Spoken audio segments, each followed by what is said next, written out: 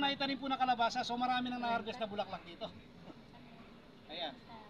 So pag nagtatanim naman tayo ng kalabasa, ang pinaka na technique diyan, siyempre tinutulungan natin yung proseso ng pollination. 'Di ba? May bulaklak po ng lalaki yan, may bulaklak ng babae. So ginagawa natin, so tinatakloban natin siya. Totoo ba yun? Kinakaskas natin. Pinagmimit. Tinutulungan po kasi natin para mabilis yung pollination. Ang minsan po kasi, Hindi tayo pwedeng mag-cross. mayroon na siyang bungang maliit na ganyan. Ano po? Illegal natin. Sample na po natin. Madali kami ni Epi namin. Ito po yung bulaklak ng lalaki.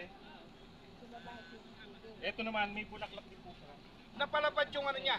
Parang ganun siya sa loob. Ayan, may ganyan. Pwede po natin siya. Totoo pala yun, ano?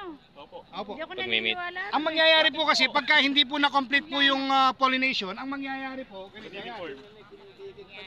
May bunga na siyang ganito, so tumitilaw, hindi siya nagtutuloy. Kasi nga, kulang sa similya. Kulang sa labing-labing. Ano po? Ito po yung actual So malaki po yung may tutulong nung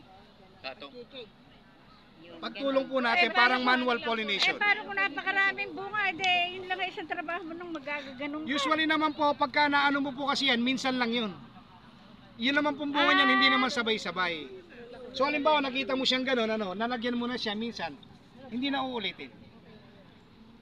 So minsan lang, ang labas naman ng bunga niyan, hindi naman sabay-sabay. So kung alin lang ang makita mo, halimbawa, pag nag-harvest ka ng bulaklak ng lalaki, yun po kasi ina-harvest natin, yung lalaki pinakamarami.